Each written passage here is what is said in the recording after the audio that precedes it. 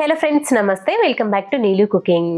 Chicken ಸಾಂಬಾರ್ನ ಈ ರೀತಿ ಮಾಡ್ಕೊಂಡ್ರೆ ಒಂದು ಮುದ್ದೆ ತಿನ್ನೋರು 2 ಮುದ್ದೆ ತಿಂತಾರೆ, ಅಷ್ಟು ಸೂಪರ್ ಆಗಿರುತ್ತೆ. ಬ್ಯಾಚುಲರ್ಸ್ ಆಗಲಿ ಅಥವಾ ಫಸ್ಟ್ ಟೈಮ್ ಮಾಡೋರಾದ್ರೂ ಸಹ ತುಂಬಾನೇ ಸೂಪರ್ ಆಗಿ ಮಾಡ್ತೀರಾ. ಈ ವಿಡಿಯೋನ ಮಿಸ್ ಮಾಡದೆ ನೀವು ಕೂಡ ನಿಮ್ಮ ಮನೆಯಲ್ಲಿ ಈ ತರ ಟ್ರೈ ಮಾಡಿ ನೋಡಿ, ಸಖತ್ ರುಚಿಯಾಗಿ ಬರುತ್ತೆ. ಸೊ ಲೇಟ್ ಮಾಡ್ತೀರಾ, ಈ ಮೊಟ್ಟೆ ಕೋಳಿ ಸಾಂಬಾರ್ನ ಹೇಗೆ ಮಾಡ್ಕೊಳ್ಳೋದು, ವಿಧಾನ ಏನು ಅಂತ ನೋಡೋಣ. ನಾನಿಲ್ಲಿ ಒಂದು ಅರ್ಧ ಕೆಜಿ ಆಗುವಷ್ಟು ಚಿಕನ್ ನಲ್ಲಿ ಮಾಡ್ತಾ ಇದ್ದೀನಿ. ಈಗ ಅರ್ಧ ಕೆಜಿಗೆ ಬೇಕಾಗುವಷ್ಟು ಮಸಾಲೆನ ರುಬ್ಕೊಳ್ಳೋಣ. ಈ ರೀತಿ ಒಂದು ಕುಕ್ಕರ್ನಲ್ಲಿ ಮಾಡೋಂಗಿದ್ರೆ ಕುಕ್ಕರ್ ಇಟ್ಕೊಳ್ಳಿ, ಅಥವಾ ಪಾತ್ರೆನಲ್ಲಿ ಮಾಡೋದಾದ್ರೆ ಪಾತ್ರೆನೇ ಇಟ್ಕೊಳ್ಳಿ.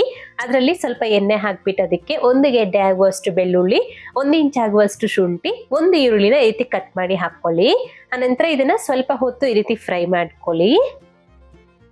ಈ ಚಿಕನ್ ಸಾರ್ಗೆ ಅಥವಾ ಮಟನ್ ಸಾರ್ ಮಾಡುವಾಗ ಸ್ವಲ್ಪ ಬೆಳ್ಳುಳ್ಳಿನ ಜಾಸ್ತಿ ಹಾಕೊಳ್ಳಿ, ರುಚಿ ತುಂಬಾ ಚೆನ್ನಾಗಿ ಬರುತ್ತೆ. ಈ ರೀತಿ ಒಂದು ಅರ್ಧಂಬರ್ಧ ಫ್ರೈ ಆಗಿದ ನಂತರ ಇದಕ್ಕೆ ಒಂದು ಟೊಮೊಟೊ ಹಣ್ಣು, ಅದೇ ರೀತಿ ನಿಮ್ ಖಾರಕ್ಕೆ ಎಷ್ಟು ಬೇಕೋ ಅಷ್ಟು ಹಸಿ ಮೆಣಸಿನಕಾಯಿ ಅಥವಾ ಒಣಗಿದ ಮೆಣಸಿನಕಾಯಿ, ಹಾಗೆ 1/4 ಟೀ ಸ್ಪೂನ್ ಆಗುವಷ್ಟು ಸೋಂಪು, ಅರ್ಧ ಟೀ ಸ್ಪೂನ್ ಆಗುವಷ್ಟು ಗಸಗಸೆ. ಇವೆರಡನ್ನೂ ಸಹ ಆಪ್ಷನಲ್, ಇಷ್ಟ ಇದ್ರೆ ಹಾಕೋಬಹುದು, ಇಲ್ಲಾಂದ್ರೆ ಸ್ಕಿಪ್ ಮಾಡಬಹುದು. ಹಾಗೆ 1 ಇಂಚ್ ಆಗುವಷ್ಟು ಚಕ್ಕೆ, ಮತ್ತೆ ಒಂದು 5 ರಿಂದ 6 ಲವಂಗ, ಒಂದು ಅರ್ಧ ಹಿಡಿ ಆಗುವಷ್ಟು ಪುದೀನ ಸೊಪ್ಪು, 1 ಹಿಡಿ ಆಗುವಷ್ಟು ಕೊತ್ತಂಬರಿ ಸೊಪ್ಪು. ಇಷ್ಟನ್ನ ಹಾಕೊಂಡ್ಬಿಟ್ಟು ಇನ್ನ ಸ್ವಲ್ಪ ಹೊತ್ತು ಒಂದ್ ಸ್ವಲ್ಪ ಲೈಟ್ ಆಗಿ ಹುರ್ಕೋಬೇಕಾಗತ್ತೆ. ಈ ತರ ನೋಡ್ಬೋದು, ಎಲ್ಲಾನು ಸಹ ಸ್ವಲ್ಪ ಲೈಟ್ ಆಗಿ ಫ್ರೈ ಆಗಿದೆ. ಈಗ ಗ್ಯಾಸ್ ಆಫ್ ಮಾಡ್ಕೊಂಡ್ಬಿಟ್ಟಿದ್ರಲ್ಲಿ 4 ಟೇಬಲ್ ಸ್ಪೂನ್ ಆಗುವಷ್ಟು ಹಸಿ ಕೊಬ್ಬರಿ, 1.5 ಟೀ ಸ್ಪೂನ್ ಆಗುವಷ್ಟು ಧನಿಯಾ ಪುಡಿ. ಸೊ ಮನೇಲಿ ಮಾಡಿರೋ ಧನಿಯಾ ಪುಡಿ ಅಥವಾ ಪ್ಯಾಕೆಟ್ ಧನಿಯಾ ಪುಡಿ ಯಾವ್ದಾದ್ರು ಯೂಸ್ ಮಾಡ್ಬೋದು. ಹಾಕೊಂಡ್ಬಿಟ್ಟು ಚೆನ್ನಾಗಿ ಮಿಕ್ಸ್ ಮಾಡಿ ಪೂರ್ತಿಯಾಗಿ ತಣ್ಣಗಾಗೋ ತನಕ ಹಾಗೆ ಬಿಡಬೇಕು. ಫುಲ್ ಆಗಿ ತಣ್ಣಗಾದ ನಂತರ ಇದೆಲ್ಲಾನು ಎತ್ಕೊಂಡು ಒಂದು ಮಿಕ್ಸರ್ ಜಾರಿಗೆ ಹಾಕೊಳ್ಳಿ. ಇದು ಬಂದ್ಬಿಟ್ಟು ನಮ್ಗೆ ಒಂದು ಅರ್ಧ ಕೆಜಿ ಆಗುವಷ್ಟು ಚಿಕನ್ಗೆ ಕರೆಕ್ಟ್ ಆಗಿ ಸರಿ ಹೋಗುತ್ತೆ ಮಸಾಲೆ, ಸ್ವಲ್ಪ ಸಾಂಬಾರ್ ಜಾಸ್ತಿನೇ ಆಗುತ್ತೆ. ಸೊ ಈಗ ಇದನ್ನ ನೈಸಾಗಿ ರುಬ್ಬಿ ಮಸಾಲೆನ ಪಕ್ಕೆತ್ತಿಡಿ. ನಂತರ ಈಗ ಸಾಂಬಾರ್ ಮಾಡ್ಕೊಳ್ಳೋದಕ್ಕೋಸ್ಕರ ಅದೇ ಕುಕ್ಕರ್ನಲ್ಲಿ 1-2 ಟೇಬಲ್ ಸ್ಪೂನ್ ಆಗುವಷ್ಟು ಎಣ್ಣೆಯಲ್ಲಿ ಅರ್ಧ ಕೆಜಿ ಆಗುವಷ್ಟು ಚಿಕನ್ನ ಹಾಕೊಳ್ಳಿ. ನಾನಿಲ್ಲಿ ಮೊಟ್ಟೆ ಕೋಳಿ ತಗೊಂಡಿರೋದು. ಚಿಕ್ಕ ಕೋಳಿಕ್ಕಿಂತ ಈ ರೀತಿ ಸ್ವಲ್ಪ ದೊಡ್ಡ ಕೋಳಿ ಹಾಗೇನೆ ಮೊಟ್ಟೆ ಕೋಳಿ ತಗೊಂಡ್ರೆ ನಮ್ಗೆ ಚಿಕನ್ ಸಾರು ತಿನ್ಲಿಕ್ಕೆ ತುಂಬಾ ಚೆನ್ನಾಗಿರುತ್ತೆ, ರುಚಿಯಾಗಿ ಬರುತ್ತೆ ಸಾಂಬಾರ್ ಅನ್ನೋದು.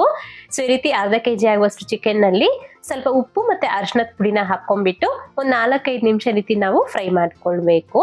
ಅದು ನಮ್ಗೆ ನೀಟಾಗಿ ಅದರಲ್ಲಿರೋ ನೀರಿನಂಶ ಎಲ್ಲಾನು ಬಿಟ್ಕೊಳ್ಳುತ್ತೆ. ಸೊ ಅಲ್ಲಿವರೆಗೂ 4-5 ನಿಮಿಷ ಫ್ರೈ ಮಾಡ್ಕೊಳ್ಳಿ. ನೋಡ್ಬೋದಲ್ವಾ ಅದರಲ್ಲೇ ನೀರು ಎಷ್ಟು ಬಿಟ್ಕೊಂಡಿದೆ ಅಂತ ಅಂದ್ಬಿಟ್ಟು.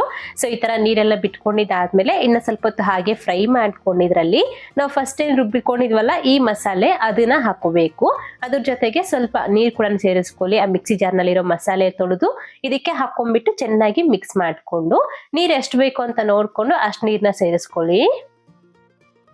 ನಾವು ಮುಂಚೆನೆ ಈರುಳ್ಳಿ ಮತ್ತೆ ಬೆಳ್ಳುಳ್ಳಿ ಇದೆಲ್ಲಾನು ಸಹ ಹುರಿದು ಹಾಕಿರೋದ್ರಿಂದ ನಾವು ಮಸಾಲೆ ಹಾಕೊಳ್ಳುವಾಗ ಅದನ್ನ ಮತ್ತೆ ಇನ್ನೊಮ್ಮೆ ಫ್ರೈ ಮಾಡೋ ಅವಶ್ಯಕತೆ ಇರೋದಿಲ್ಲ. ಹಾಗೆ ನೀರ್ನ ಹಾಕಿ ಡೈರೆಕ್ಟ್ ಆಗಿ ಇದನ್ನ ಬೇಯಿಸ್ಕೊಳ್ಬಹುದು.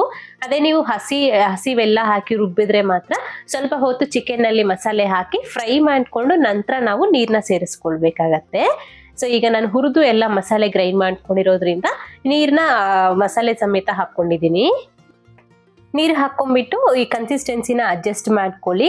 ಸ್ವಲ್ಪ ನೀವು ಗಟ್ಟಿಯಾಗಿ ಮಾಡೋದಾದ್ರೆ ಸ್ವಲ್ಪ ನೀರನ್ನ ಕಡಿಮೆ ಹಾಕೊಳ್ಳಿ. ಅದೇ ನೀವು ಸಾಂಬಾರ್ ಮುದ್ದೆ ಮಾಗೆ ಅನ್ನಕ್ಕೆ ಬೇಕು ಅನ್ನೋದಾದ್ರೆ ನೀರನ್ನ ಸ್ವಲ್ಪ ಜಾಸ್ತಿನೇ ಹಾಕೊಳ್ಬೇಕು. ಈ ಕನ್ಸಿಸ್ಟೆನ್ಸಿಗೆ ಸಾಂಬಾರ್ನ ಮಾಡ್ಕೊಂಡ್ಬಿಟ್ಟು ಲಿಡ್ನ ಕ್ಲೋಸ್ ಮಾಡಿ, ನಾನಿಲ್ಲಿ ಸ್ವಲ್ಪ ದೊಡ್ಡ ಕೋಳಿ ತಗೊಂಡಿರೋದ್ರಿಂದ ನಾನಿಲ್ಲಿ ಒಂದು 4-5 ವಿಸಿಲ್ ಹಾಕಿಸ್ಕೊಳ್ತಾ ಇದ್ದೀನಿ. ಅದೇ ನೀವು ಚಿಕ್ಕ ಕೋಳಿ ತಗೊಳ್ಳೋದಾದ್ರೆ 2 ವಿಸಿಲ್ ಸಾಕಾಗತ್ತೆ.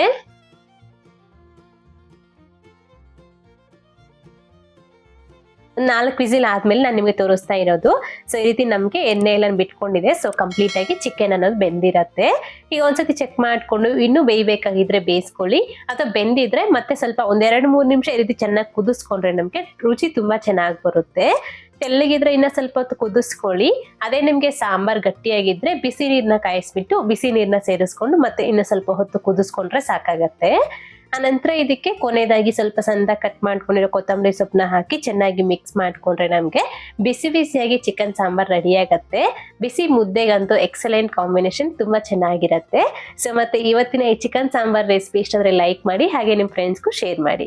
ಮತ್ತಷ್ಟು ರೆಸಿಪೀಸ್ಗಾಗಿ ನೀಲು ಕುಕಿಂಗ್ ಚಾನಲ್ಗೆ ಸಬ್ಸ್ಕ್ರೈಬ್ ಆಗಿ, ಹಾಗೆ ಪಕ್ಕದಲ್ಲೇ ಬರುವಂತಹ ಬೆಲ್ ಬಟನ್ ಆಕ್ಟಿವೇಟ್ ಮಾಡಿ. Thank you. Keep watching Neelu cooking.